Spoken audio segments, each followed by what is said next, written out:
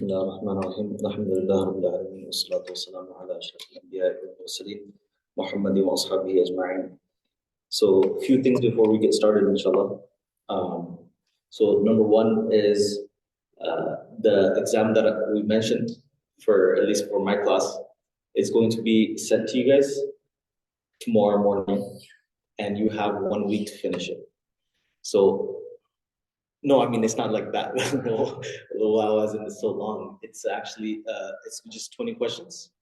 And the whole point of the exam is that you review your work, you relearn any of the notes or slides that we went through that maybe you didn't get a chance to really read, and maybe, you didn't read it properly and now you have to revise it. So the whole point is to revise, relearn, and review any of the work that we've done.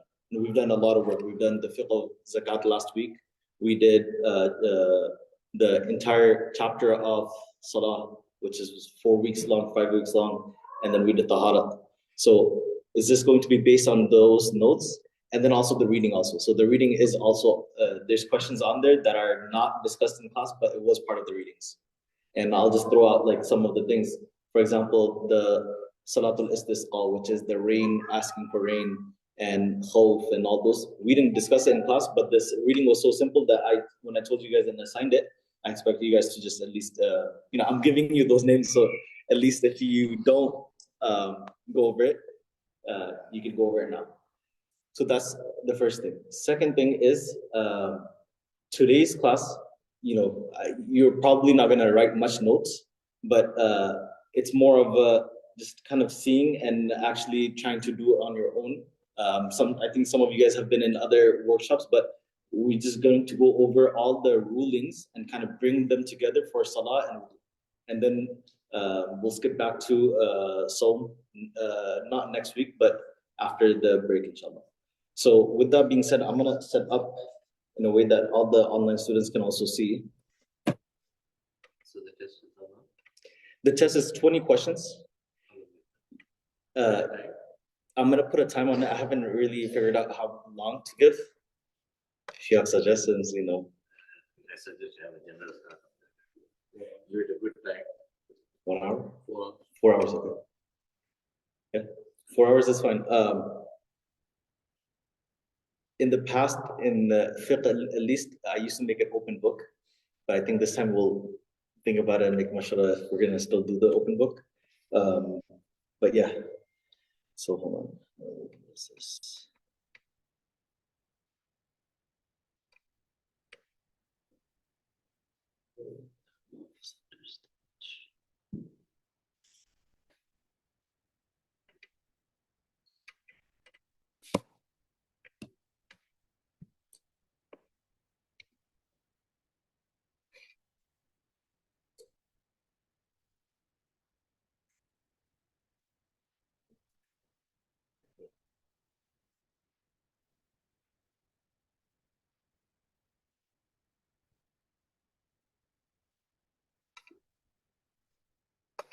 Okay, so we'll do this inshallah.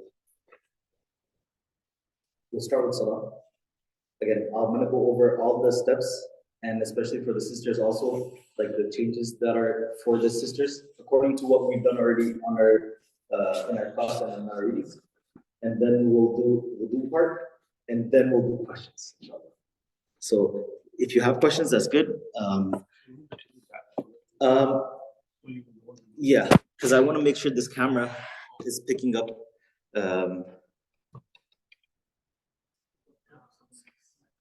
Yeah, about to change that right now. Let's see.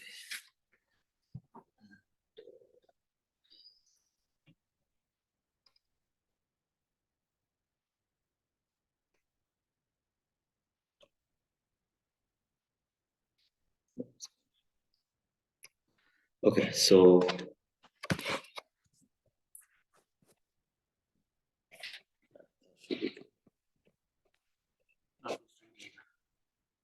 I have one of these things.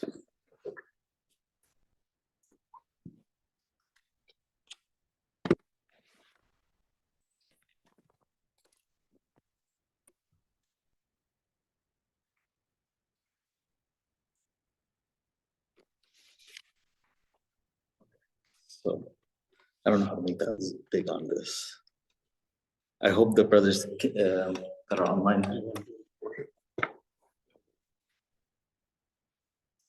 So are you on? Is that clear, or when I go landscape? It's landscape. Portrait. Can I just see what you're looking at? Okay, that's good enough. I want to try to stand in this way to see how much.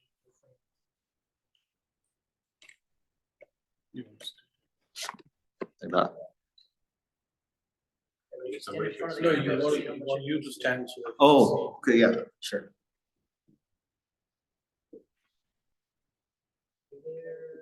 You want to face here or face this side? Face me. Oh, okay. Yeah, then your face is not visible. Yeah, my face is as long as my body and feet. Yeah, that's Okay. what. Was it just like either just Yeah, and which way you want to sajda? I'm gonna be talking to you guys and then the students there. And then again, questions will park them all the way till the end, just because we have a lot to. It's a mirror image. Okay. Okay, so Bismillah ar-Rahman ar-Rahim. So if everybody can just look at me and just kind of remind yourself all those. Remember that we did the sunnahs, we did the wajibat, we did the fara'id. So putting that together, the whole point is that we're very perfect. So it's not, sometimes people get into the linguistic things of it, they get into the legal theory, but the most important aspect of learning fiqh is the implementation of it. And that's not for any type of fiqh. Like, you don't read the chapter of talaq and the rulings of talaq for the implementation of talaq. But you read it so that if the case comes, how do you, with sunnah, do what you have to do. So this is the point of it, that the actual action has to be there. So speaking on as far as the salah is concerned and how a person should be praying, one of the main things that we mentioned in our shawahid was, if you guys remember, and you can even pull up your notes on it, is that a person starts the prayer standing up. So in an upright position, they're supposed to start the prayer. So for our argument's sake, I'm just going to say that this is the qibla, because I need to face you guys at the same time.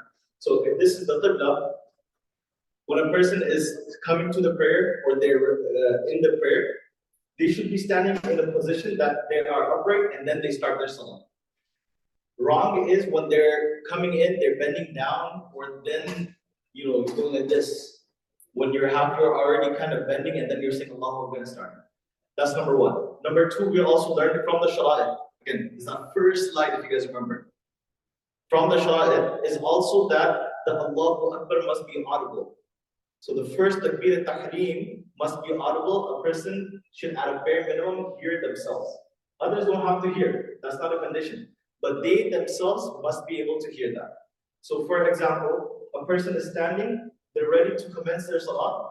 We said they're going to be standing up, they're going to say Allahu Akbar. There's another third one that was on that slide, which was the niyyah. Also, I think last week or the week before, I uploaded 3 documents on the proofs and other discussions. In whether any of you saw that and those things. If anybody has a doubt of where is this, what I'm saying from the hadith, those 3 documents actually go over, and I actually said that it's recommended that you guys at least go through the table of contents to see what's proved and how it's coming from the hadith. So again, the test is a really good idea, right? So all of this will be part of it. So when a person is coming up, they're going to be facing the qibla, they're going to be upright, their toes are going to be facing the qibla, the direction of the qibla. They're going to be standing in a way that their feet are not stretched like this or anything like that, nor are their feet going to be constricted and tight. They're going to be at a normal length, and that is the upright normal stance. Once they're ready to say their takbir al-tahrim, regardless of if they're praying by themselves or they are the imam, they will start their takbir al-tahrim by raising their hands.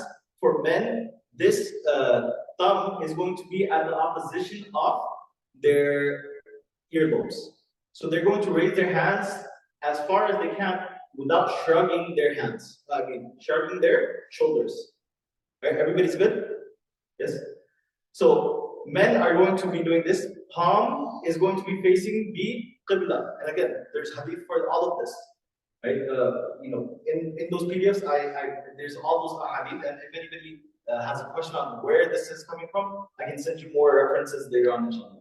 So the palms will be facing the qibla. You will be raising your hand as far as possible. And if you remember, there's two places where in our reading we said to do the niyat. Anybody remembers? It was part of the reading and the slides and the class and everything. Yes. So right before raising the hand, like At the junction, right? Good. So there's two times when we can do the niyat. Either when you're about to say Allahu Akbar, you say in your heart that I'm praying for God's Zuhr prayer, right? And you can say the lengthy, lazy style verbally to bring in attention. I'm praying to Allah, obviously praying to Allah. The direction is Kaaba, obviously it's Kaaba, but this is so you bring in concentration. So you can make your niyat and you can say Allahu Akbar. The second time you can make it is, let's say, this is the place I'm praying, this is my musalla. I'm walking and I am making the niyat. And as I'm making the niyat, I am raising my hands. That was two ways of making niyat. Niyat is very important. It sends us away from habits and worship. A person can have a habit of praying, but if you make it into a habit, you lose the fact that this is worship. So it changes any habits to worship. So it's very important to make that niyat. Well, I'll get the questions on Zoom, inshallah. Yeah. So your hands are going to be up. You're going to be facing the Kaaba, and you're going to say Allahu Akbar. This is for men. Now, sisters, all the sisters are on Zoom, so I'm facing. Can you see my hands? Yeah. Yeah. So sisters, and also you guys too, not just them, because you guys have brothers, sisters, wives, and everybody. Sisters don't need to raise their hands like this. Okay. Sisters, the way that they're going to be praying is they're not going to be spreading their legs. Normal stance, and their hands are just going to go by their shoulders. As far as possible, just by their shoulders, not accentuating, going up like a man does. Okay, so there's a difference between the men's prayer and the women's prayer. That's number one. Now, let's go back to the men. They're standing like this, their palms are facing the qibla, they're saying Allahu Akbar enough that they can hear themselves. As soon as they do that, they will tie their hands. Okay?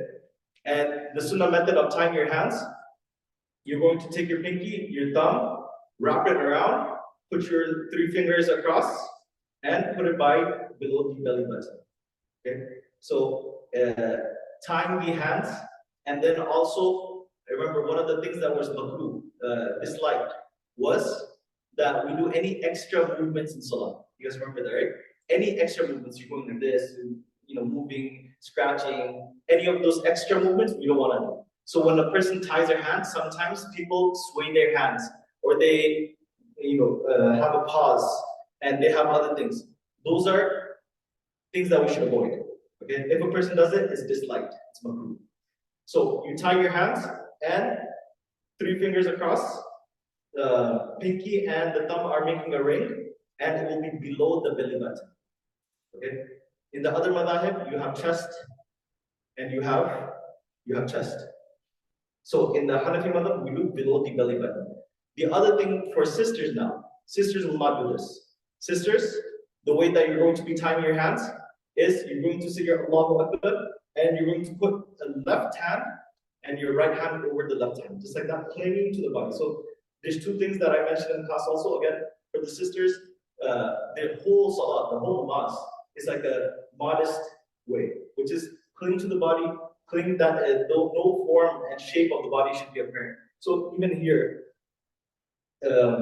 you're putting your hands here, and you're putting, left hand and then right hand. Okay? So that's for the sisters. Now we do our recitation. Before we do the recitation, if there is an imam, meaning you are praying behind an imam, you will not do a recitation. We spoke about this in our class also. The only thing that you will be doing is you're going to say, A'udhu billahi minash shaitanir rajim. I mean, Subhanallah wa bihamdika till the end. And you won't be saying, A'udhu billahi minash shaitanir rajim, Bismillah. You'll just stay quiet. This is regardless of if it's a loud prayer where somebody can hear, or if it's a silent prayer that somebody cannot hear.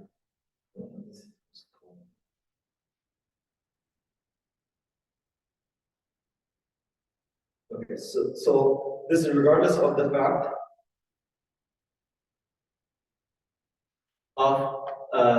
if the loud prayer, you can hear the recitation, you will listen to the recitation. If it's a silent prayer, you can listen to the recitation, it doesn't matter. You will just stay quiet and focus on the actions and that you're in front of Allah subhanahu wa ta'ala. Now, after, if the person is the imam and you are in Jamaat, every motion will be, as we already discussed, in line with the imam. Imam says Allahu Akbar, you will go Allahu Akbar next thing. Imam makes a mistake, for example, you will also follow in the imam. You're not following in the mistake, you're following the imam. Imam does a sajda sahwi, you will also do a sajda sahwi. Imam does a sajda tilawat, you will also do a sajda tilawat. So you have to be following the imam. What breaks this? We did this the class before that. The last Salah slides. What breaks this is if a person does not follow the imam in a position, or they make the niyat that they're not following the imam. Those that are imams, they must be making niyat. Now, these people behind me, the women behind me, they must make niyat that they are their imams. Those that are behind the imam, they must make niyat. We will be muqtadis and followers of this imam. They have to make that niyat when they're starting the salah. Now, if you're not praying behind the imam, what you will do is you will say the thana, subhanakallahumma, the entire thing till the end. You will then say, A'udhu billahi minash shaitanir rajim, bismillahir rahmanir rahim, and you will recite Surah Fatiha along with 3 short ayahs and 1 long ayah. And that's the bare minimum. And it's also sunnah to say a basmala, bismillahir rahmanir rahim, in the beginning of Fatiha and the surah. So you'll say Bismillahir Rahmanir Rahim, you'll say Surah Fatiha, Bismillahir Rahmanir Rahim, Allahu Akbar, any surah, whatever recitation you're doing. So that will finish the recitation portion of it. Few common issues. Sometimes, and this came in our Fiqh books also, right? In the reading it came, that you should not be cracking your, joints, like stretching up. The Prophet ﷺ, if he was in a long standing, he would not go like this to take the load off. He would change weight from one knee to another. One leg to another leg. So if you look at how I'm changing that, this is the sunnah. Imagine Tarawih prayers, Tahajjud prayers, long periods of recitation. So you don't, alleviate some pain by going like this. Rather, when you do, you switch load. And this is part of the sunnah of Rasulullah. Okay, so you switch load, that's it. Now the entire recitation is done, amalul kafir. Let's speak about amalul kafir.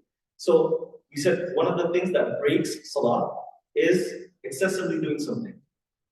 Either by 2 hands, doing it 3 times or more, or you're doing it so much that somebody else outside looking is thinking that this person is not in salah. That will be considered excessive actions. I think in the book it's called excessive movements. Right? So this will break the salah. And now the recitation is done. Now we're going to go into the ruku position. Okay. So now let's talk about men.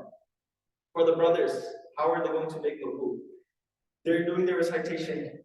They're done with the recitation. Now it's time to go forward to the next step. So they will say Allahu Akbar. As they're saying Allahu Akbar, they're going to start reclining. And in the Hanafi madhab, our Allahu Akbars match our our rational movements. Right?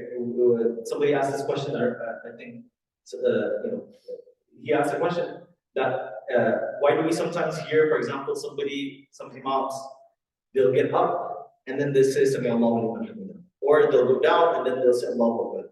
In the Hanafi madhab, we match our takbirat with our intiqalat, which is our movements. In the Shafi madhab, it's after. So, you're not policing people, but you need to understand that what you're supposed to be doing and how your framework of understanding the sunnah is. So the way that you do it is, as soon as you are done, you will start declining downward while you're saying with your tongue, Allahu Akbar, takbir to go down. Start at the top, end by when you're in the ruku position. Okay? So in ruku, I'm just gonna face this way so everybody can see. In ruku, when a person does their ruku, their hands in this position are going to be grabbing the knees. I forgot to mention in the takbir, your hand should be straight, your fingers should be straight, like this, right? In the ruku position, your fingers are going to be opened up. So you're done with your recitation, you're done with everything. Now you're going to the next step. The way you go to the next step is you say Allahu Akbar, you go grab your knees. And I remember in class somebody asked, well, is grabbing the knees the same as putting your hands on the knees? It's not. It's not. So this is just putting your hands on the knees. But the hadith mentions grabbing your knees, which is actually holding it and putting your fingers spread apart. Your shoulders will be straight and your back will be straight. And there's a narration from the Prophet ﷺ or the Sahaba that when they did ruku, it was so straight that they could, if they put a glass of water, it would not fall down. Meaning it wasn't crooked. Everybody was straight. And we make sure that our heads are not being forced down like this, straight in a way that's not ducking your heads, and your elbows are locked in. You're straight. Elbows are straight, and you're looking between the two toes. You're looking. That's mustahab. If the person doesn't, they're not following off the sunnah. This is mustahab. Right? Sometimes it happens. People are looking somewhere else. But completion and ihsan in your salah means that every single thing, to the best of your ability, you want to do exactly as Rasulullah sallallahu alaihi wasallam did. So that's the ruku physically. You start from here, you say Allahu Akbar, you go grab your knees, and in the ruku, we recite, what do we recite?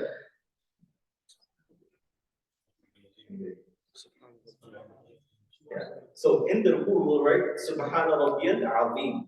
Subhana Rabbiyal Azim. Okay? 3 times is minimum, but you can do as many times as you want, as long as it's an odd number. The 3 times is, I think is sunnah. I don't want to say, but no, you guys just check it out. And doing any odd number is mustahab. Okay? So you start with that, and any odd number, you will be completely done. If the Imam Sahib is getting up and you have to say, you can let go of that because you have to be following the Imam, as long as you've done at least 3. So in the ruku also, another issues is for sisters, they will not do the same thing as men. So brothers, we grabbed our knees and our elbow was out, our body is apparent, form is apparent. For sisters, it's not like that. Sisters, you're done with your recitation, your hands will be clinging to your body, and all you're going to do is just reach till the knees. And sometimes you don't even have to reach, as long as you have the Shar'i definition of a ruku is any incline. So technically, random basic reference, some places in India, they have people, they say salam by bending down, like they'll say assalamu alaikum. And so the ulama, they speak against that. Why? Because the Shari definition of ruku is any incline. So when you're bending down, or they actually bend down and they put their heads in the person's abdomen area. So this is actually a type of ruku, which is why the ulama said we're not allowed to do this for ta'zim, respect either. So it's a very important thing. So for sisters, even just going down, you've completed your ruku. Right? Main thing is this: body will be along the rest of the body. Meaning, look at what I'm trying to say is, look how the men, they have their hands, their form is showing. Sisters, it's not like that. It's like this, and then they're just clinging along the body till where they have a bend. And that will be their ruku. They will do the same as we have, same place to look. All of that will be same. Just the way that their hands and their body is bending is different. Okay? Now moving on, once you get up from ruku, so you're going back to men now. So your hands are grabbing the knees, you're going to get up. You're going to get up straight without any sways, without any extra movements. Again, extra movements are makruh, which is why we don't do extra movements to the best of our ability. As soon as you start moving up, you say Sami Allahu liman hamida. And then the jawab of it, if you're by yourself, you can say the Sami Allahu liman hamida, and you can say the jawab by yourself also. Rabbana wa lakal hamd, or Rabbana lakal hamd. You can say both. Yeah, or either again. If you're behind an imam, the imam will say, Sami Allahu liman hamida, you will just say the Jawab, Rabbana wa lakal hamd. And how long should you say? Just enough, loud enough that you can hear yourself. Okay? So once that's done, common mistake is people do extra movements. For example, they grab their trousers, their pants, and they're about to go into wudu. And I think it wasn't in your reading, but it was in Nur al-Allah, and I put in the slides. Grabbing your clothes, this is another makruh act. Right? Grabbing your clothes and going down and fixing it constantly. If you're just trying to clear your clothes once, that's fine. But constantly, every sajda, every ruku, you're grabbing your trousers, it's not right. It'll be actually makruh. Right? So keep that in mind. Now, when we're going into ruku, for the brothers, so far, I'll look at the questions, but so far we've done getting up from the ruku position. Now we're standing. We have to, this is a common place where people forget to do the itminan al-arkan, where they have to be tranquil, they have to stay there for at least a second. You know, sometimes I've seen many times I've seen this. People are getting up from the ruku and then they're going in. And, you know, no matter how many times I remind them, it's a force of habit. To change your adat, you have to actually actively change your adat. So, when we get up from ruku, make sure that all your limbs are at rest, and then you go to the next step. Now, the next step is sajda. So, in sajda, we do sajda on 7 limbs. This is what the hadith mentions. 1, 2, 3, 4, 5, and then 6, 7 toes. Okay? And these limbs will bear testimony, and they will, in one narration, I believe it mentions that they won't even be burnt because these will be the limbs that we're doing sajda for the sake of Allah.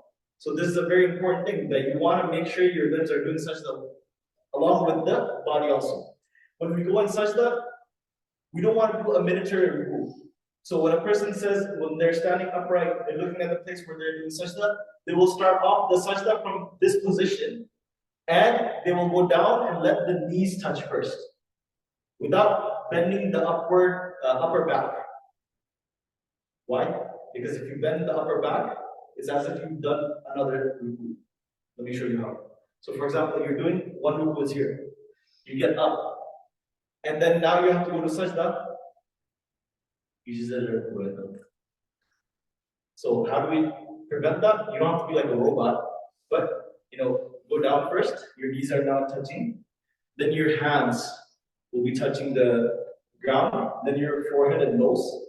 And your feet will be upright, propped up. Let me explain this. So knees are there. Hands, where should your hands be? There's a hadith that mentions that the hands, Rasulullah sallallahu alaihi wasallam did such that the people, meaning the Sahaba behind him, they could see the whiteness of his armpits.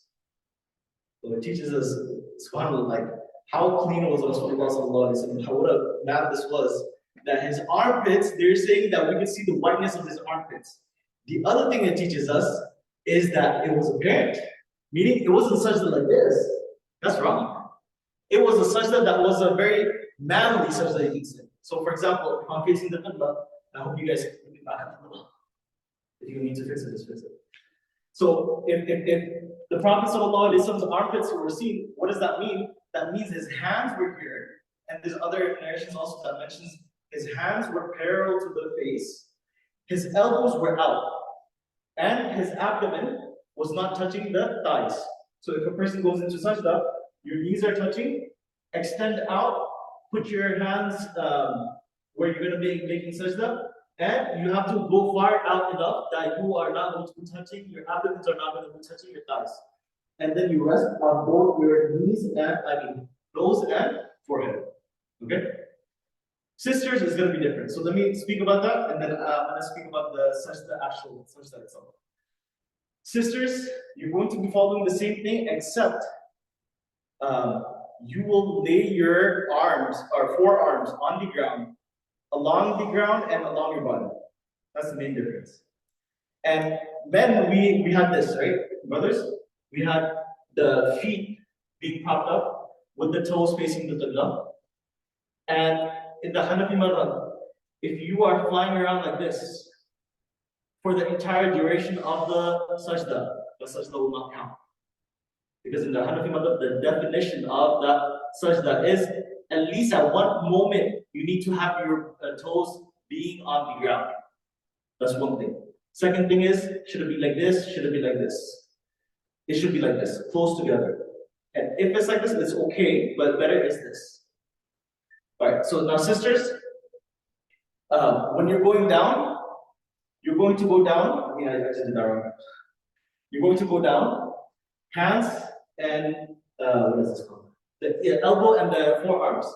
They're going to be along the ground, close to your body, attached to your body, and you will be, meaning your forearm will be within your entire sajda area. So, for example, let me show it like this. So this is the sajda area, hands, and then the face. Everything will be close, and you will actually not even get up. And from the men, they get up like this, right? Their toes will be up. For the sisters, you will be. It's called tawarruk, which is their feet will be coming from the right side. Sorry. So for the men, it's like this. So when you do sajda, the back of the body actually goes up. For sisters, it'll be like this, which is hard for me to do because, and then you will be going into sajda. The whole point is as low to the ground as possible and as attached to the ground as possible. Okay? That is sajda. Now, in sajda, common mistakes.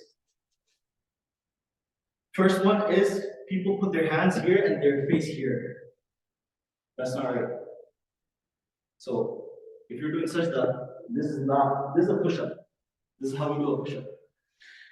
In sajda, we want to be parallel to the face. So you need to bring your hands up more. Second thing is the fingers. How should the fingers be? So I told you there's 3 riwayats in 3 different types in the positions in the prayer. In the sajda, there's the riwayat says closed fingers, facing the qibla. Facing the qibla. Also, your toes need to be facing the qibla. Okay, so this needs to be closed and facing the qibla. Okay, and of course there's a tasbih in the sajda subhanahu wa ta'ala 3 times at a minimum.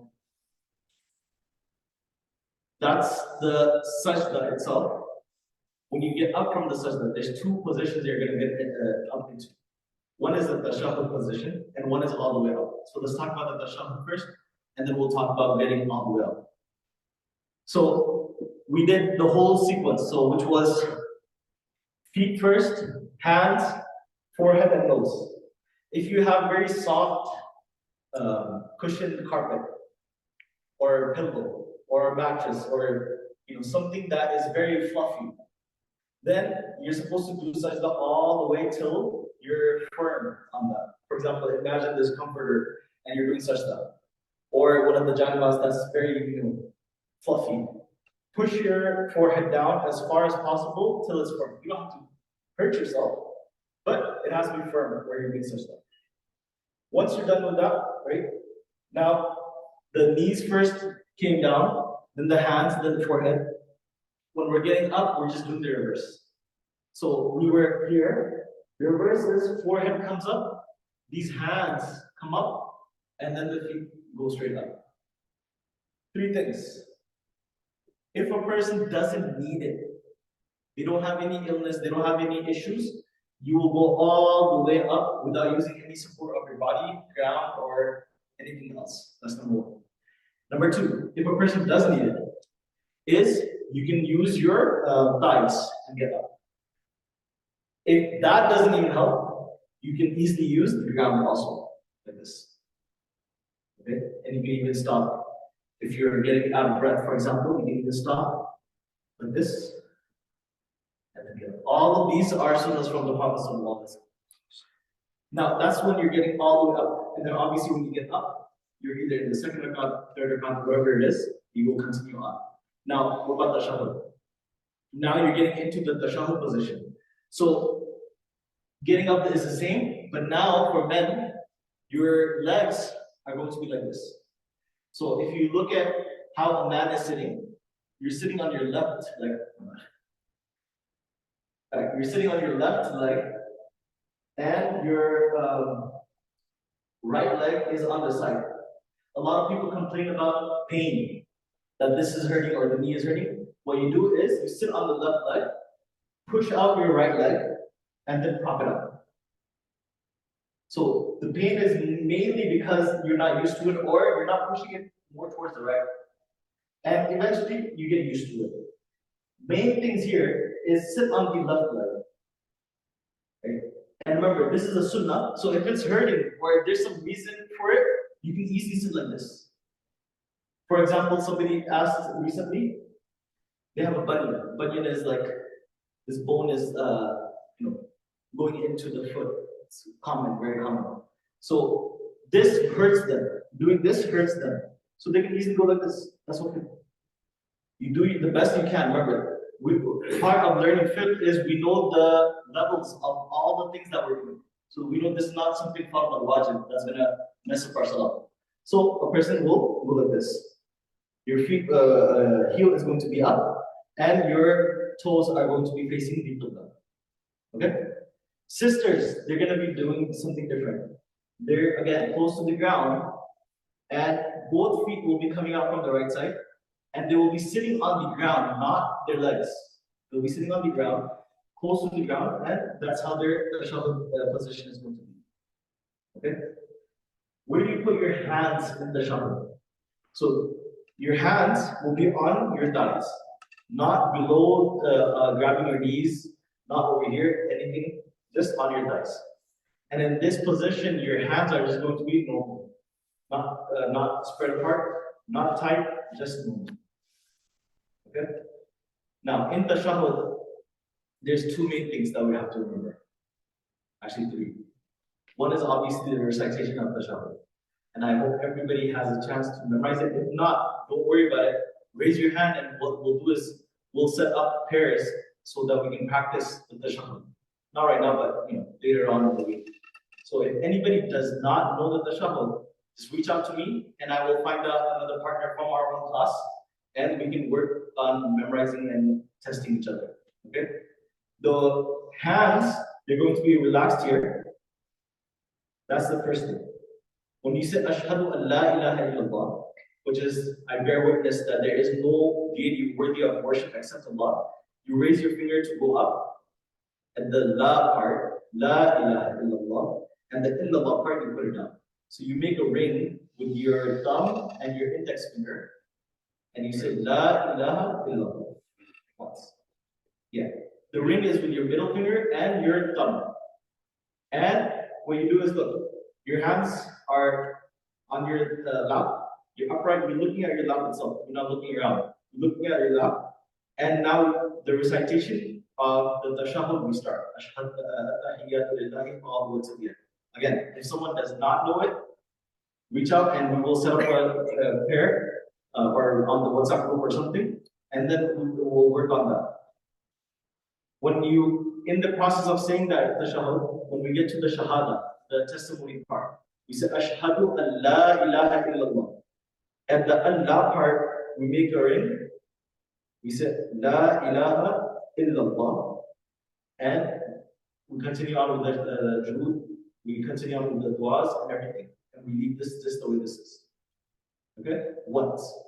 In the other madhahib, somebody, I remember, asked, will they go like this or they keep it up? We just do La ilaha illallah, we're done. Simple. And then the other thing that we need to know about the tashahhud is the salam. So you did all your recitation. We did the at-tahiyyah. We did the wudu, the salat al-nabi. Then we did the du'as. And then after the du'as, the only thing that's left to do is say salam. So we're going to say Assalamu alaikum wa rahmatullah, starting from the middle. Assalamu alaikum wa rahmatullah, traveling towards the right shoulder. Okay, you look at the right shoulder, not past, focus on what you're doing here. If you're behind the imam, you intend everybody on your right side. The insan, the jinnat, the angels, everybody. Okay? You say Assalamu alaikum wa rahmatullah, starting from here, include everybody that's in front of you, and rahmatullah is here. And then you say Assalamu alaikum wa rahmatullah, and you travel towards the left side now, to this shoulder. You're not done yet. Salah is not done yet. So you say Assalamu alaikum wa rahmatullah, Many times I've seen people act as if they're done and then move on. This is not right. You have to travel back to the middle and now you're done. Okay, so Assalamu alaikum wa rahmatullah, Assalamu alaikum wa rahmatullah. And now when you're doing the done, everybody on this side, if the Imam is there, for example, the Imam is on the left side, the friends, the family, everybody, you make that niyat and everybody gets the salam. That's why meeting after the salah, a person should just think that this is not something that is a sunnah, or else that would be incorrect. It would be bid'ah, right? Because you're already saying salam to everybody already. So then what happens when people they're meeting again, they're saying salam? Say salam, but don't think that this is something that is required. You've already said salam if you're praying together. Okay? So assalamu alaikum wa rahmatullah, assalamu alaikum wa rahmatullah. You travel back to middle position, now you're done. Okay? Sometimes common mistake is people look beyond. They're like looking, okay, this brother was late, that brother was late. You know, what's happening there? You know, why is that kid still running around? It doesn't travel back, and then now you can look after that. Okay, so that is the salah. The only thing left here that we didn't discuss is du'as after salah. We did the tasbihah. The shahud, like I said, if anybody does not know it, without any issues, just let me know and we'll set up somebody to practice. And then now after salah, there is the desirability to recite du'as. So a person can make du'as, and now they're complete with the fard aspect of the prayer. They can pray nafil prayer after that, they can pray the sunnah prayers after that, they can do anything else after that. Okay? This last portion I said is the same for brothers and sisters. The only difference is if I have to say for the sisters, is the way that we say Allahu Akbar, the way they tie their hands, the way they go into wudu, the way they go into sajda, the way that they sit up from sajda, the tashahhud position, and that's it. Which is a lot of it. That's a whole bunch of it. Let me go through some questions for like 5 minutes, and then we're going to go to the aspect of it. Is there any questions?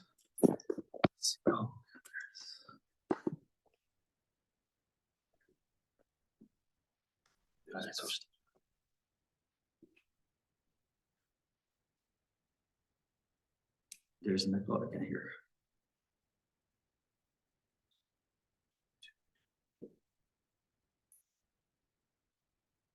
So I've seen a lot of men that let their hands touch their ears once they're saying makruh. Oh, okay.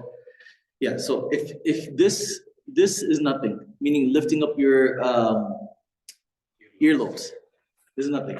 What happens is people, they're trying to emphasize that I'm like at the level of my earlobes, and what happens is they're like lifting it up and doing push-ups with the ear. So just at the level of the ears. And actually, this is just the estimation, right? This is just this much. If you look at all the ahadith, there's this, there's even this, right? So this is just the estimation on how far up your hand should be.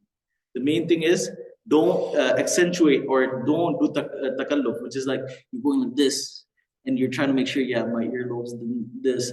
So just as normal and as normal as possible, you're going to be doing that.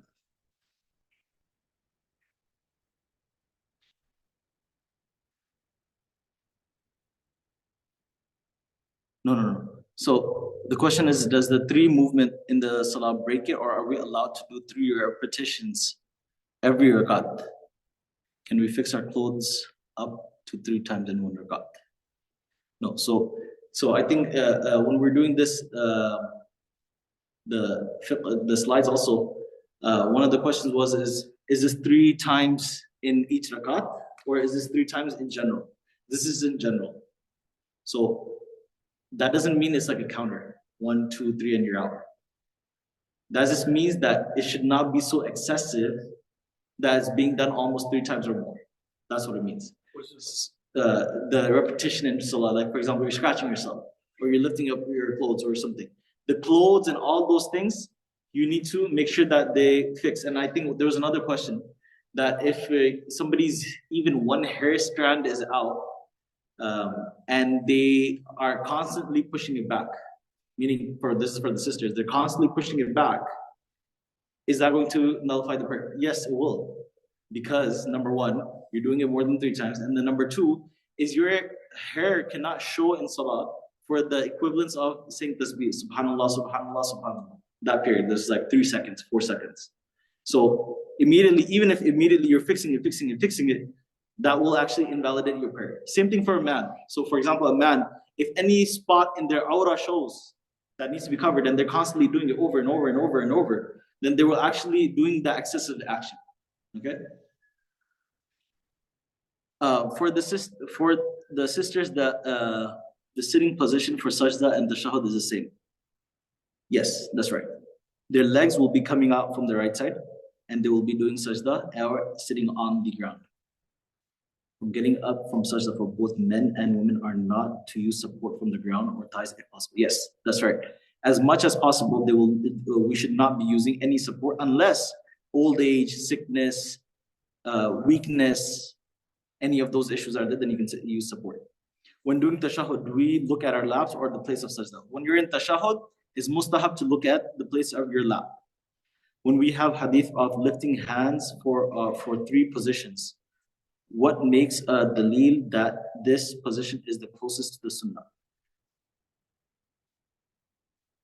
What makes the dalil? You said 3, right? You said 1, this and this. Right. What makes this one the right? So again, narrations and if we go back to the first, how we get fiqh, narrations and hadith narrations will be various. It's the job of the researcher to go through all of that and basically parse all of that to determine this is the preferred sunnah, this is secondary, this is after that. So that would be the jurists, meaning Imam Abu Hanifa, Imam Muhammad, Imam Abu Yusuf, their level ulama. So if that's the question, it's their job to go through the dalils and give us tarjih or preference of what we're supposed to be doing according to the 3 or many narrations that are out there. Can we say a short sunnah dua in the sitting? Between the 2 sajdas, you can say du'as. In your ruku also you can say du'as. When you get up, you can, meaning the qawma position. When you get up from the ruku, you can also say dua. When someone joins you for salah in Jamaat, someone taps, you want to join. Yes. So someone is, for example, coming into the prayer. You need to follow along with that person. What you do is you tap the person. That person takes 1 step back, and then you will join that person, and you are now with this imam. Okay? So taking a step back or even taking a step forward does not nullify the prayer. It's actually for the ikmal and the completion of the prayer. Meaning if there's a gap, you're supposed to go fill up the gap. Yeah. So when you're going down, you mentioned that you're exposed to the point where the knees, should they be completely touching each other or can they be a little bit apart? In other words, when you're going down like this. Yeah, the knees, they can be apart as long as your ankles, they're joined. Yeah. How far apart is it? It doesn't matter. Yeah. They don't have to be. No, they don't have to be together. The main thing is your hands position, abdomen and your thighs position, and your ankles join them. And obviously the toes need to be facing the qibla also. Right. So for women, if we aren't going down enough for sajda, is it okay if we are actively moving? Yes, that's okay. If the satr opens and you can cover it up before that tasbih, then cover it up. If not, your salah will break. When you're joining the salah in Jamaat has started, don't rush to it. There's a hadith the Prophet ﷺ said, "Alaykum bil waqar," watch and be careful have composure coming to the salah. Come normally, even if you're getting late, don't rush. Join the Jamaat in a normal manner because this is something great. And then, as a person joins, whatever rakat they're in, that's the rakat. If the imam lifts their head up from the ruku position, they've lost that 1 rakat. So just keep that in mind. If a cap falls or is about to fall, do I need to fix it? It's better if you don't. But if you can quickly do it, you can do it.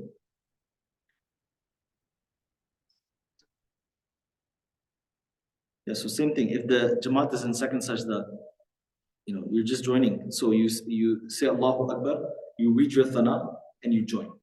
If you can't read the thana, meaning you're about to lose the rakat, then you can skip the thana. Like I said, why? Because it's not a fard or wajib, and you can go join so you don't lose out the rakat. Yeah. So I think part of the question is asking, like, if someone wants to join you in Jama'at, but you're not praying a fard, you're praying a sunnah or something, how do you tell them that, or can you tell them that you're not in a sunnah, not in a fard, and how would you do that? So there's no communication in salah. So after the salah, just be like, bro, pray again. Yeah. One question. So, if a group of people are about to pray Salah and they're waiting for an imam, and however the imam does not show up, is there a specific time they should wait until the imam shows up, or should they immediately start the Salah if someone should volunteer to lead the Salah? So ideally, so his question was in Jamaat, if the imam is not there, how long should the wait be? Depends on the imam. It's best different. I know some masjids, they will actually wait like 10-15 minutes because they know the imam is going to be coming, and it's like the adat of the imam that he's going to come like 5-10 minutes later and things like that. That's fine because technically, when is iqamah? I think the hadith is al-imamu amlik bil iqamah. So imam is more rightful of iqamah, meaning that watch people get agitated. And sometimes it's weird because I'm talking to somebody about for example, I'm imam here. I'm just giving you an example. Some masala, some fiqh thing is happening and I'm speaking and I don't want to break the thought or else I'm going to have to restart from the entire discussion. So I see like, for example, the clock will go in 59 and 00. I can already feel the glares on behind my back and I can feel it. And some people are just like, what's going on?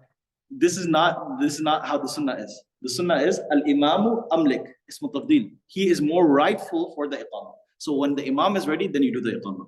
So in some masjids, it could be, depending on the imam, 5-10 minutes. In our situation, for example, in our masjid where I'm here, I would say usually in Fajrs 1 minute, but after that, as soon as the time goes, usually I'm here. If I'm not here, I'm not here. Yes, we also gotta do wudu. So let's put all the questions on Zoom. I'm gonna go do a wudu demo, and then we're gonna come back here. So we're all gonna go there right now. We're gonna do wudu. Can you hold it? Yeah. You want me to just point it towards you and hold it? Yeah. Cameraman. Do we need this? Maybe. Is there sisters there? No, online? I mean, they can hear from I Zoom, don't right? think there's any sisters. Oh, the microphone. Is this thing mic's on, right? Yeah. Somebody said it's kind of weak. Okay, let's go do the wudu and then just put your questions on. Where you grab the very school.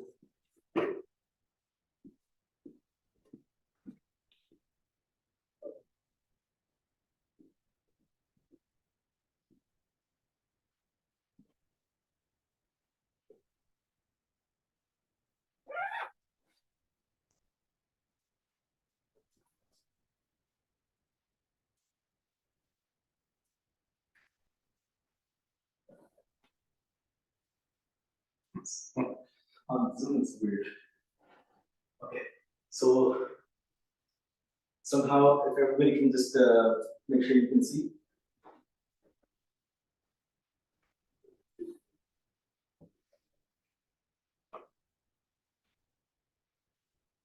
Let's see there. Okay, so when we're starting wudu, again, I'm reviewing what we did first, second slide, the basic stuff. One of the sunnahs of wudu is that a person should do wudu in a place where there's an elevated platform. For example, this is, you're sitting on it. The whole point is the splatter of the water and the spit or anything doesn't come back up on the person. The other sunnah that was there is facing the qibla.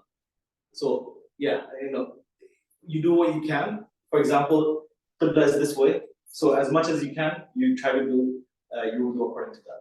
Another thing was, this is mustahab, which was not to spit the direction of the qibla. So if the qibla is there, you're doing your wudu facing the qibla, but you should not be spitting towards the direction of. And this is actually general, not even in wudu. In any time, a Muslim should be aware of where is the qibla. At all times, you know that in your heart, there's Kaaba, there's the place I have to, the direction I have to pray towards. I should not be putting my feet towards that direction.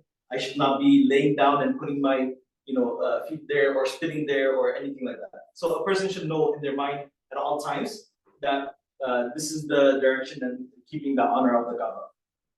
So I'm gonna go over stuff that everybody should already know from normal life and also the slides. If anybody wants to practice on this one, not today, but reach out, and again, I will pair you up with possibly Alim course student or somebody that will go over the Sunnah, and we can practice that way. It's very important to practice. Even the Salah, it's important to practice that.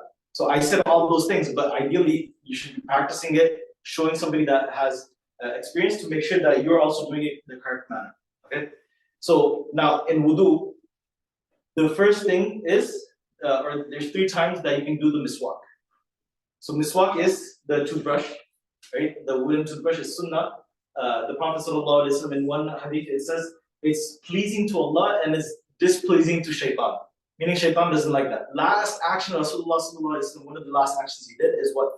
He asked for the miswak and he brushed his teeth. And another narration mentions, Lola anna ashqa ala ummati la amartuhum biswaki inda kulli wudu'in.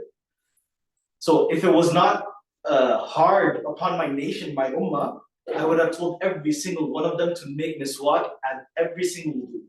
So you understand, like this is not your regular sunnah. Some people, they're leaving hair and they're having, long hair, and then they're saying, oh, it's sunnah. That level is there, yes. Miswak is even much more. It's very high. So a person, to the best of their ability, you shouldn't use a miswak. If you don't have a miswak, like I said in class, you can use your index finger. So there's 3 places you can do that. Number 1, right now, when I haven't started and commenced my wudu, I can wash my hands, I can do the miswak, or when I'm gargling, I can use the miswak, or before I gargle, before I gargle, at the time of gargling, or at the end of gargling, I can use the miswak, okay? So the process is, obviously right now, niyat is there, we're making this the ibadat, we're not going to be talking about dunya, we're not going to be talking about world, money, and fame, and whatever. We've done our miswak, and now we're going to start with washing our hands to the wrist. Let me actually explain it, and then I'll just show it. First step is we're going to wash till our wrists. Because we're going to be using the water and the hands to wash the rest of our limbs, we want to make sure our hands are cleaning themselves. And another etiquette of the wudu is we don't do wudu by wasting water. Like you open it, sometimes some kids, school kids and stuff, they blast that water, and what happens as a result of that, the water just coming in and just like using some water and that's it. So we want to use as less water as possible, but enough that we're fulfilling all of our requirements. You're gonna first wash your hands, rub your hands, and it's a sunnah to rub. Meaning this rub is a sunnah in all of wudu. And I mentioned this in class too. In one of the madhabs, the Maliki madhab, it's even a fard that a person must rub their hands and rub their limbs. So we want to make sure first, wrist, everything is being cleaned, everything is wet. Second step is you cup the water. You have to cup the water. Close your fingers, cup the water, and then you gargle your mouth. So you will take your mouth, you take your hands, travel to your mouth, put the water in your mouth, gargle it. This is the second place you can use a miswak. Okay, so one is before you're doing your wudu. Second is while you're doing your gargling. Last is after you're done doing the gargling. It's better to do it before, not after, because sometimes the gums will bleed, or something may come out of the brushing and stuff like that. So it's better to do it either before or while you're doing your gargling. So you would take a scoopful of water, go to your mouth, gargle. You can spit it down. If there's no miswak, what do we use? Finger. Index finger. So then you can use your index finger and brush. And try to, the whole point is you're going to be standing in front of Allah. You're standing and reciting the Quran, malaika and angels are listening. You're going to be standing in front of, next to people, and the odor and the smell. You don't want that dry mouth or whatever it is. You don't want that to be offensive to the person next to you, right? And that's another key thing that we want to make sure our clothes hygiene is also clean. Sometimes in a lot of Desi cultures, there's like a lot of frying of onions, and people are wearing the same clothes and then putting the same clothes on and then coming to the masjid, or smoking. Like, you're smoking outside, you don't realize that the smoke is also coming down on the clothes. And then when you come to the closed masjid area, immediately people know that this is a person that just smoked. So being cognizant of that and making sure that there's no offense that's coming to anybody. So you're going to now gargle 3 times. You're going to gargle. You're done with gargle. Then third step. Am I on third guy? Third step is your nose. So again, you're going to cup water, travel to your nose, inhale a little. Okay. Then use your left pinky and thumb to clean your nose and make sure that everything is clean. You can blow. You can clean. 3 times. Then after that comes the step for your face. Fiqh-wise, your requirement for the face is the hairline. The hairline, and then on the sides where the earlobes are, including the white parts. You're not required to go inside your eye, meaning inside your eye. You're not required to go inside your mouth or anything. You're going to be washing every single thing that's on here. So there's a huge difference. So you're taking water, you're pouring water on your face, not splashing water. Splashing, because we also did this makruh, right? It's makruh to splash water on your face because Allah Ta'ala has made your face very honorable. So you wouldn't slam water on your face, right? So you let the water flow.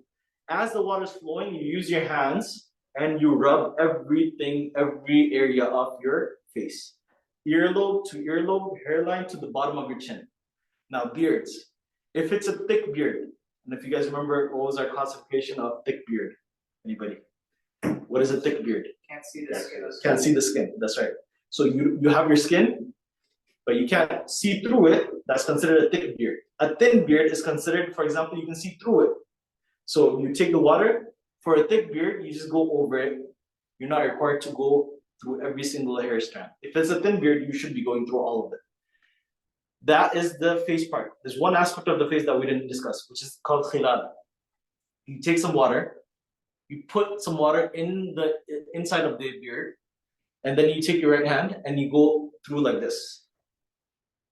Okay? And that's called going through your khilal of your beard. You do this 3 times. Okay? Once you do it 3 times, you're done. In emergency cases, if there's a rush, there's a janazah that you have to pray. There is, for example, you're late for alim course class, and you need wudu to touch the Quran and the books and things like that. If you do this once also, you will be complete with your wudu. Remember, 1 is the fard, 3 is the sunnah. Remember the categories, right? If you do 1, you finished it. 3 is what your sunnah is going to be though. This is only for beard or Everything. So technically, you can do everything once and run right into class, and you made it good. I actually tell the alim course students, because the class time is going to be going, so I tell them, for example, just do 1 and then come back in class. Then when you're about to pray, then you can go do the sunnah wudu and do a complete good wudu. Okay, so we spoke about the face. So again, earlobe to earlobe, hairline to chin. Now comes the hands. Hands, the limitation is the tip of the middle finger till the end of the elbow. End of the elbow. Common mistake is people just stop here. A lot of kids just stop here. End of the elbow. And all of this needs to be rubbed. And there's another sunnah to do every single thing one after the other in order, in succession. So 1 after the other before that limb dries up. You do the right hand 3 times, then you do the left hand 3 times. Okay? And again, the whole point is you're going to be rubbing. Now comes the masa part. Masa is the wiping part.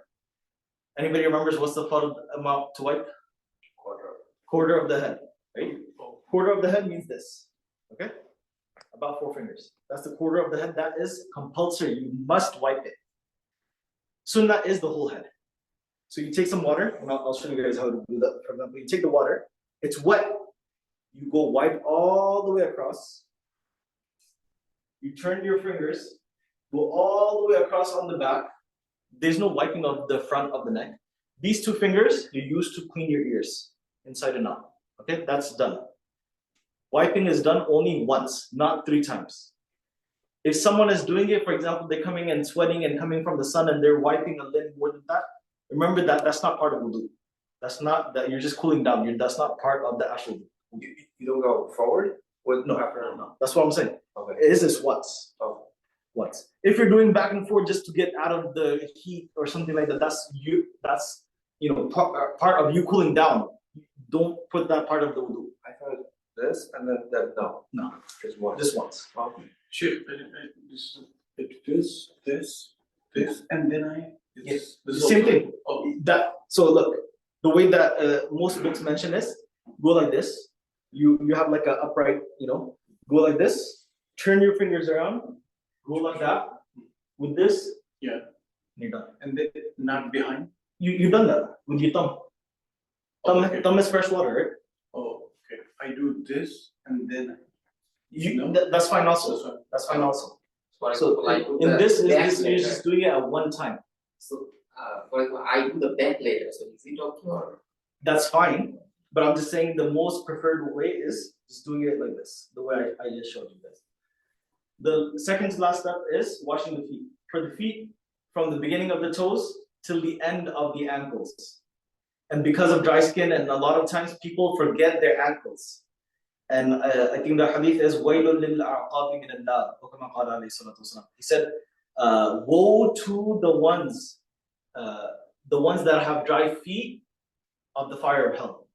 Meaning, what does that mean? Why did the Prophet ﷺ say that? That means they didn't finish their wudu properly. They forgot to wash the dry part, the ankle part of their ankles. So making sure that we get that wet, and not only wet, we're rubbing that and making sure everything's wet. In the toes part, you will use your left hand and go across for the right foot to clean between the toes, and the right hand for the left foot and clean and make sure that everything is clean. Now the last step, after you've done all that, there's 2 things that you can do. Should you use a towel and dry, or should you air dry? Both of the sunnahs are there, right? And there's no preferability, right? So in one, for example, on the hot days, you can just dry and air dry and feel cool. Or if you want, you can dry yourself with a towel or something like that. And then finally, you have to say the shahadatain and the dua, which is here, also written here. Allahumma ja'alni min at-tawwabin wa ja'alni min al-mutatahhirin. Okay? Everybody understands that? Let me show it, and then we'll go back for questions and wrap up, inshallah. So if you're doing wudu here, I don't know why the tile extends a lot over here. So just make sure that the water and everything is not coming on the child to the best of your ability. Is this how the Muslim has made the thing? This is where you're going to be making wudu though, technically speaking. Okay? So like I said, I'm not going to repeat all the steps, but just watch the movements that I'm doing. Imagine I've already done my intention. Imagine I've already done my miswak, my brushing of the teeth. And now we're just going to be doing wudu. I'll go slower though, inshallah. So, yeah, first up. Another thing, hold on, let's remember this. Ideally, you should not be using a tap.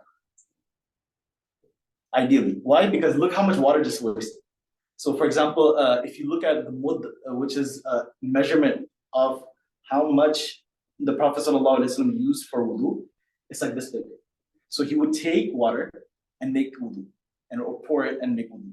This tap, it'll keep running. So sometimes I've seen people do this, they use it and then they'll turn it off. And then they'll use it and turn it off. If you can do that, do that. If you can't, it's very hard, and ideally, this is not the best way to make wudu. Okay? So I just washed my wrist, so I'm gonna continue from there. You're gonna get some water.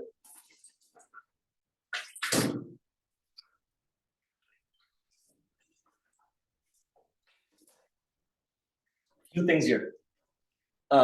Sometimes people don't grip the water or scoop the water, and it just keeps falling down. So try your best to scoop the water, put it to your mouth, and then continue washing like that.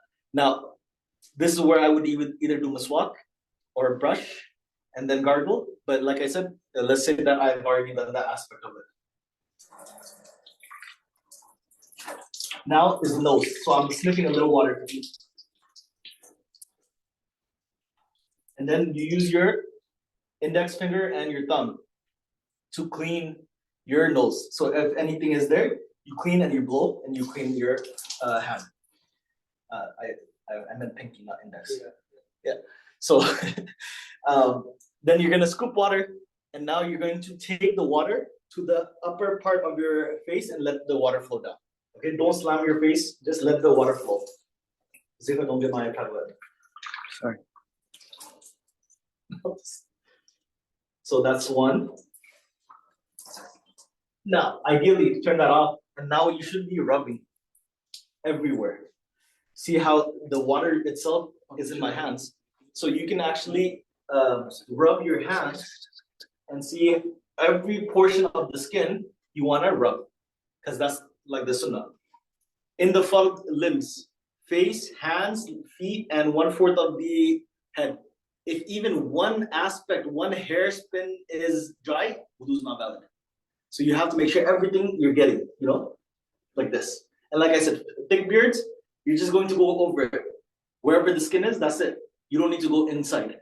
So you're just going over it. So I did 2 times. Now I'm going to do the 3rd time.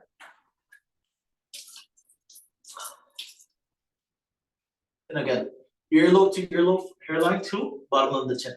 Now, this is how you do khilal. You scoop the water, you put it in. Okay, you make it touch to your skin. I can actually feel the coldness, right? And then like this, you like you go through your beard. Okay, and then that is done. So that's for the thin beard, right? Yes. For the thin beard, it should be already wet, right? It should be already done. Thin beard, for example, if Mufti Mudassir, if you've seen his beard, you know how you can see through and you can see the skin. That's very thin beard. Thick beard would be something like mine, Zubair's, even there's Riyaz's uncle.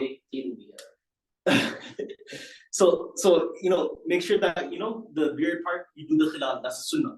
Now we're gonna do the hands. The hands is supposed to be done like this. You scoop the water, you let gravity go down, and then you rub. The lazy way is this, but you're messing up the tarteeb that has been mentioned. Okay, so this is the real way. You scoop the water, let the water come down, and use your hands to rub. See how much water we just saved? And when does the water become mustamal? You guys remember this? Well, 2 drops, but when it moves away from the limb. Yeah, at a bare minimum, 2 drops is needed for washing. But water, I can move this water that's here, I can move it around as much as I want, and that's still considered washing. That's jaiz. As soon as it moves away from my body and it drips down, I can't use that water anymore. That's called mustamal water. So this is one. Again, let gravity go like that. Even in sink, you can do this. In your home sinks, you can go like this. You go like that, the water goes down, and you can do that. I get it when people are rushed for time. I see a lot of times, sometimes even if I'm rushed, this is the way. Again, you're missing part of the etiquette of the wudu. Okay? Now you're gonna do the left one. Same thing, same process. Use your hand to move the water and rub all your limbs. Even if it's little water, I've done wudu from 3/4 or half of a bottle. So it's not impossible, and actually a lot of people they're very used to it. So try your best. I had a friend that used to make wudu in his garage just because he didn't want to waste water. So now we've done this hand, we've done left hand. Now the step is for my wiping. So I'm gonna take water, okay, make like an H sign. Start from here, go all the way back. These 2 are still wet, and I'm gonna go like that, and then the small sequences here, it's okay. Like all the variations, those are fine, right? Those are fine. This is just one way of doing this masa part. And the last portion is now to wash the feet. In the feet also, the best way is start from the tip, work downward, and rub, and then use cross, your fingers from the left side for the right, and fingers from the right for the left, and use that so that way you're washing your feet till the ankles, end of the ankles. So for time right now, I'm just gonna keep the tap on, but you can kind of.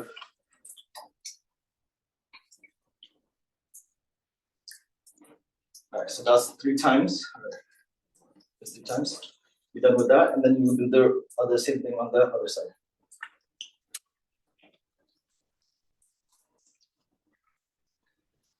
What's left now? Wow. Yeah, I just did that. The only thing left is to read your dua.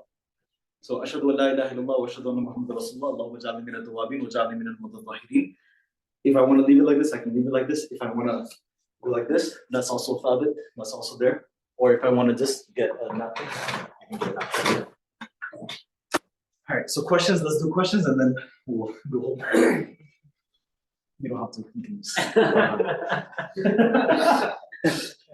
So let's go back. Yeah, let's go back and we'll just do any questions anybody has. So when you wash it, let's go back. Zubair, the battery on the iPad may go down because it's like 6% right now. So if it does go back down, if you could pull out your phone, you could do it from your phone. So I think as good as video there. Yeah. Because right becomes left and left becomes right. Yeah, I don't think it's that big of a deal, but So for my right hand, it looks like it left. that's true.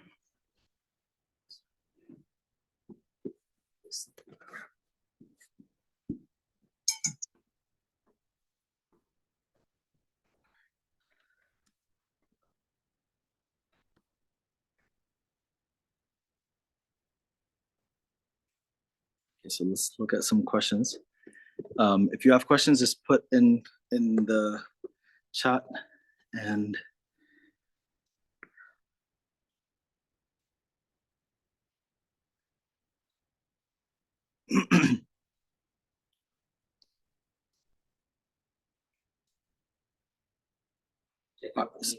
so one of the questions is, you guys, whoever doesn't have Zoom, Zubair has a thing. I don't want to take any in person because then everybody's like be talking debates and everything. I just want questions.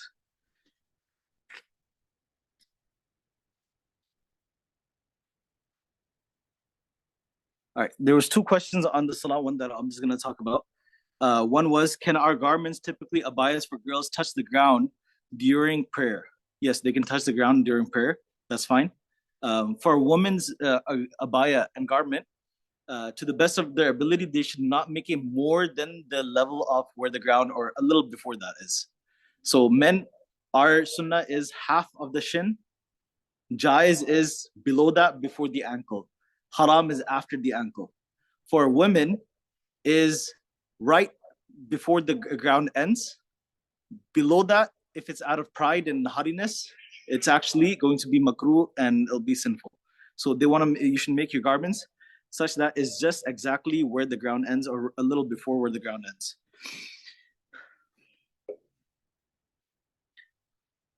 If we're trying to cover the aura during salah, but we are unable to do so in under 3 movements.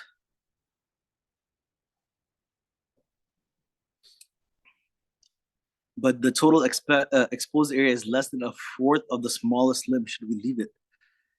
That 1/4 of the smallest limb, that's talking about impurities, not exposure of aura. Yeah, even if it's a few strands, that 1/4 rule is for impurities, not a person being exposed in their aura. Does rushing to salah include speeding? Yes, it does. Speeding, not parking properly, throwing your shoes off the shoe racks, and sometimes people are coming to the masjid, but they're cursing at their family, their children and their wife and everybody. You got me late, and now I'm not gonna get tahreem. It's not their fault, it's your fault. Start a day before if you need to. If we sneeze while praying, do we still need to say Alhamdulillah or skip it? How do I make masa over socks? Good question. I'm gonna show you guys that. Let me show you. Hold up. Is the camera on? Okay, so So imagine, here, I'll just put myself. So if everybody remembers the masa rules for the socks, there's 48 hours for, no, I mean 72 hours for a traveler and 24 hours for somebody that is resident. Now, when a person is making masa, let me just put this iPad here.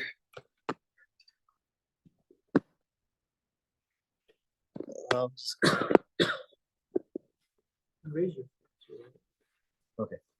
So in masa, it's not the same as washing. You're not washing your feet. All you need to do is you take the water, okay? You go by where your foot is. How can you change the direction? This way, yeah. Where's the? Switch camera. Yeah. So if all you need to do, you take the wet hand, you drop off excess water, you go like this, 4 fingers at least, and you go from the beginning till the sock. That's it. In this middle top front part is the main part. If you only go like this, you're done. But the sunnah is to go all the way. That's it. You don't need to wash the bottom. You don't need to do the back. You get your hands wet, and then you go all the way, and you're done. And when I was washing the sock, before that I had to make. Of course, you have to follow all the rules for khuffain. There's no khuffain wiping unless you follow the rules. So you have to make sure you put your khuffain on purity, and they're clean, meaning there's no holes that will invalidate, or there's no other. It's not, the water's not seeping through, and all those conditions that we did before. There's 8 conditions.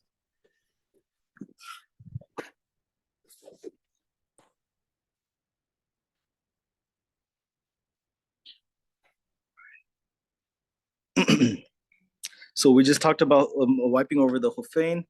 Is washing feet, do we do right finger to left finger to any direction? That's fine. And again, is this crossing using the cross hands? And that's also mustahab. It's not something that is set. Which side of the toes do we start? Any side. If one cannot put the feet up to the sinks at home, can they bring water in a cup and do it by the tub? Of course you can. The main thing is water. After you do your shahada finger, do you make your entire hand flat? No, you will keep your hand like in the same ring position till the end of the salah. When you are doing the thana, but the imam starts reciting, do you continue and finish? Yes, you finish. So you don't want to be caught recitation while the imam's also reciting. So you just quickly say to yourself and then you continue on. Is wiping the neck required in wudu? No, it's not. Only the back nape part. Do we need to do dua after wudu before drying? You can do it anytime after. If you dry, you can do it after drying. Before drying, anytime is fine, as long as you do that. And there's also tahiyatul wudu, which is after you're done with your wudu, you pray 2 rakats or a salah preferably. Like for example, if we came for Isha and you did wudu, you're praying your salah, that will count as tahiyatul wudu. How do you make wudu with socks on? You don't make wudu with socks on. And how do you do masa when you don't have access to water? Without water. When you don't have access to water? We don't have water, so we can do the masa, right? Wait. We can do the masa. The tayammum. Yeah. Tayammum. If you don't have water, you can't do masa. You gotta now transition to tayammum. During wudu, while washing your hands in the first step, how do you differentiate the 3 repetitions? Move your hands away from it? No. You just do 1. You already know, okay, I wash this, I wash this, I wash this, I wash this. 2, 3, and you're done. You don't have to move them away. What is the sunnah of miswak? So miswak is to brush your teeth. Miswak is the action of brushing, and also the twig and the branch that's used is also called miswak. And the whole point is you use the miswak, you clean your teeth, okay? And even your tongue, there's a cleaning of the tongue. And then that is supposed to be the way that when you recite Quran, when you're coming in salah, your breath will be freshened when you're using it. So the sunnah of miswak is that any time when you wake up, even in the middle of the night when the Prophet ﷺ used to wake up, before wudu, before salah also, any time a person has, then they will go and put it on and use their miswak. Just put on things. Real quick, it does it count like toothbrush counts as a Technically, it does, but a lot of scholars are opinion that it's a separate thing on its own. Technically, like I said, miswak is the brush itself and also brushing. So because of that, if you use your toothpaste and toothbrush, that will count as a miswak because you're brushing, right? But it wouldn't be the actual exact sunnah. Or when performing wudu by using the water in a small container, if the used water dropped into the container, will the water still be clean? If it overpowers the clean water, it will not be clean. So if the used water overpowers the other container, it will not be clean. What is the sunnah dua after wudu? You say your shahadatain and you say Allahumma ja'alni min at-tawabin wa ja'alni min al-mutatahhirin. If someone can put it on the WhatsApp group, that'd be really good, so everybody can memorize it. no, the dua is sunnah, you're saying, right? Yes, yeah, it's sunnah. So the water, I asked a question, is that the water drops or 1 or 2 drops continuously, okay? 1 or 2 drops is fine, but what I'm saying is if the ratios are now unequal, where you have more used water than clean water, then it will be an issue. If my wudu breaks after doing miswak, before miswak, do I need to redo wudu? If you start bleeding due to your brushing, you will have to do wudu again, which is why in the Hanafi madhab, there's an interpretation of a hadith. In the kulli salatin is the at the end, that if it was not hard for my ummah, I would have commanded them to do miswak at every salah. The Hanafis interpret that as at the time of every wudu, not the salah. And the Shafis interpret that as at the time of every salah, not the wudu. So the difference is, we say that that can actually lead to a person bleeding, which is why, because of that, do it at the time when you're doing wudu. Okay? As a last step, assalamu alaikum wa rahmatullah, to your left and to your right, do you do it after the Imam says it or do it as the Imam is saying it? In the Hanafi madhab, you do it as the Imam is saying it. As the Imam is turning and saying assalamu alaikum wa rahmatullah, you're also turning and you're saying assalamu alaikum wa rahmatullah. In the other madhab, like I said, it'll be different. Some say the post salam, like after, don't say the entire, like, so what barakatuh? Is that allowed? Assalamu alaikum wa rahmatullah, right? What barakatuh? Yeah, that's okay. Yeah. All right. Inshallah, I have 1%. I'm going to stop this before the recording goes away. Subhanallah, bi rabbil izzati amma yasifun, wa salamun alal mursalin, walhamdulillahi rabbil alamin.